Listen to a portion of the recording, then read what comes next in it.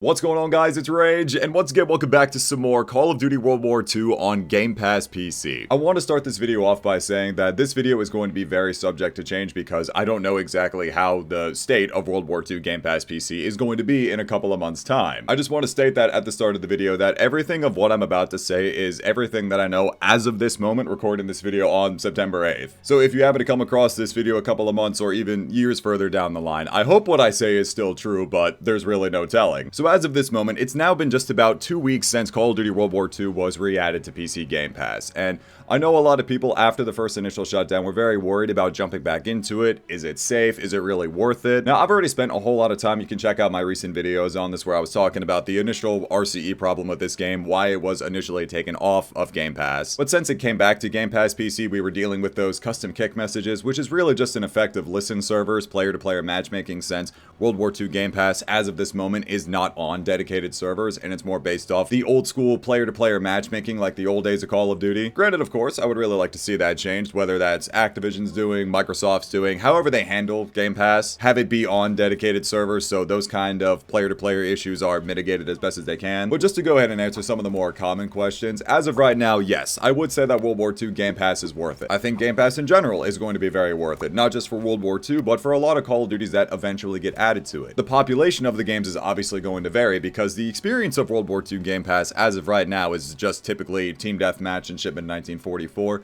but there also have been a handful of occasions where I've been able to find lobbies in the Domination Hardpoint and Kill Confirm Mosh Pit playlist, which has been a whole lot of fun. Unfortunately, I haven't been able to pull any Ground War lobbies since the re-edition of it to Game Pass, but also, to be fair, that's just how Call of Duty on PC is. Without crossplay, you're pretty much always only going to find Team Deathmatch. That's just how it is for Call of Duty on PC. If there ever is a point in time where they add crossplay to this, that would be phenomenal, but I don't know if they're going to do that in the future. So again, is it worth it? I would say yes if you are a big fan of Call of Duty World War II. Now again, keep in mind on PC, you do have to install the full game, the full 140 gigs, I think it is, because you're installing the campaign, multiplayer, zombies, and all of the DLC. Even if you don't buy the season pass, you still install all of the DLC. If you really like World War II, yes, it's absolutely worth it. And again, the population is going to vary, and it's a good thing with Game Pass because it's a lot more easily accessible, I guess I should say, because we have these Game Pass trials like what I've been on. The reason why I wanted to make this video is because my 2-week Game Pass trial is running out. I don't know if I'm going to re-up it, but it literally cost me $1 to get access to this. And for a vast majority of the casual player base, that's going to be a very appealing option that, yeah, there might always be people on this game. It's just time will tell. Now, the question of is it truly safe really varies on how you look at it. The short answer could be no, because we had those custom kick messages. It's an exploit within these listen servers, player-to-player matchmaking. But on the flip side of it, there's no remote code harm with that. You're not going to get Rcce just because you got a custom kick message. To which, of course, that's a whole other can of worms. Like, is that really going to be the case forever? While the Rcce on this was recently patched, there's really no telling that the creators of these tools, whoever spends these times really trying to break the code of Call of Duty games,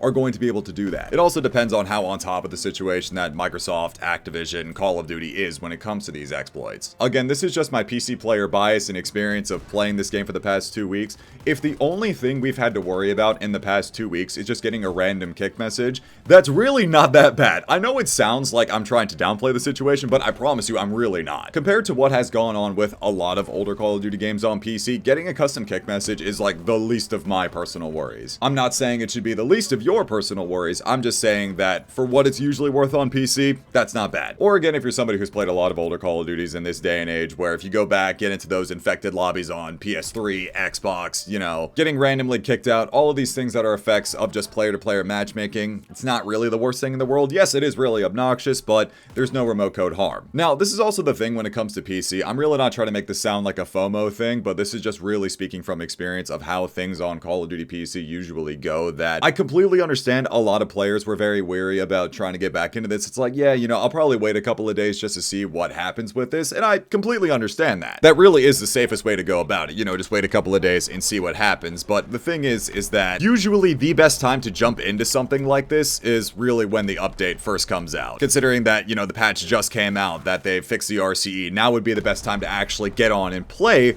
before something bad may or may not happen. Obviously, of course, there's no telling on whether something is going to get exploited super soon or not, or how fast it happens or not. But for me as a PC player, either when it comes to these massive updates, or again, even when it comes to Call of Duty clients, like I'll use Horizon Modern Warfare for an example here. The best time to get on and play is almost immediately, because that's when the peak player population is going to be. Of course, World War II Gamepass is its own separate thing. It's not like this is a custom client or anything. And there was a major exploit, so of course, I completely understand. But just speaking from experience, that's how it goes on PC. Usually when something massive happens on PC, in most cases, you want to get on it immediately. Which again, really not trying to make it sound like a FOMO thing. Thing as well though, with the World War II Gamepass PC version, I don't know if it's like this on console. I've never experienced this on Steam either, but I noticed that in a lot of cases, games on this will typically start even at 2v2, which is weird because I feel like in most cases it starts at 3v3, even for your typical 6v6 team deathmatch. Again, I don't know if that's something that they just updated with CoD World War II. I don't know if that's the case of it on console as well. It's a very odd feeling. Hold on, boys, we got a supply drop.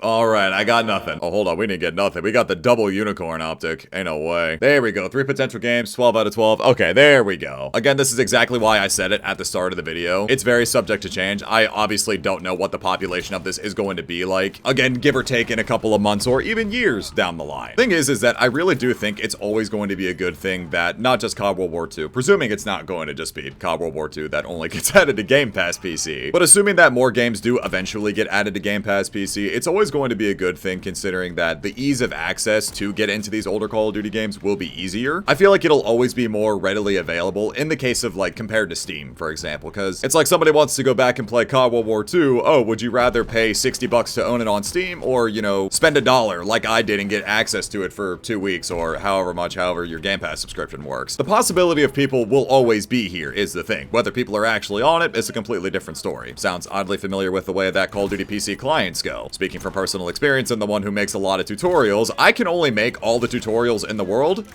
Oh my god. I can make all of the tutorials in the world. It's just up to people whether they want to actually get on and play the game or not. I'm so glad I put the unicorn reticle on. Going absolutely crazy out here. And that's the thing too, like the player population on this game. A part of me is very tempted to try and find ways if I can get more of these, you know, $1 2-week Game Pass trials. The thing that I've really enjoyed about playing this is just look at this lobby, for example. Maybe this is just my Call of Duty brain in full effect, but when I look at the gamer tags in this lobby, nothing about this screams, I'm about to play a CDL lobby, I need to back out, but that's also probably just skill-based matchmaking and the lack thereof here in this case. The thing I'm trying to say with Game Pass, why it's really good, is that it almost kind of feels like a revolving door. Like people can come in and leave whenever they want. It's so easily accessible, and I feel like there's a lot more of a casual player base that will end up playing these Game Pass games. Somebody who hasn't played CoD in a couple of years sees, oh hey, yo, look, World War II's on Game Pass, I can play it for $1. Let's go. That, and on top of the feeling of just leveling up, re-unlocking things again, it's a fresh experience. I really have enjoyed it. It really all has been just a nice breath of fresh air. It just feels like a new CoD release. It feels like the old days of Call of Duty, which I really have enjoyed.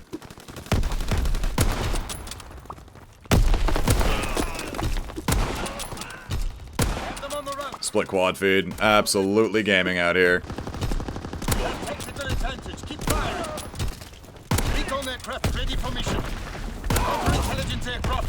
No! Oh my god, wait, what? Oh, I just whiffed that triple. Dude, that could have even been a quad. No way. In a perfect world, that would have been the most ridiculous clip. A single to quad with a unicorn reticle. Oh my god.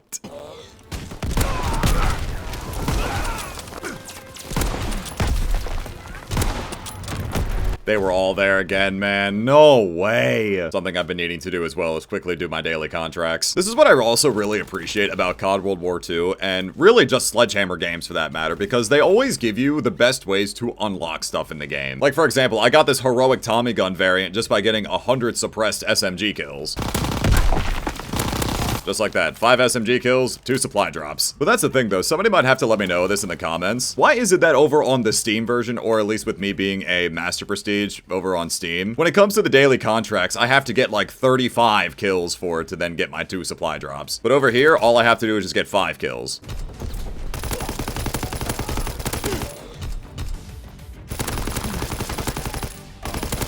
Simply enough, just like that.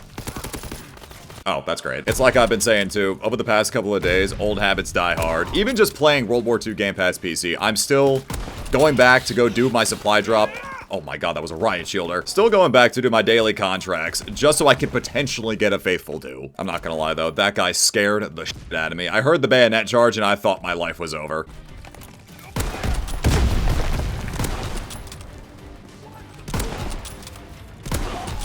Come on, give me the quad lineup. I'm asking nicely.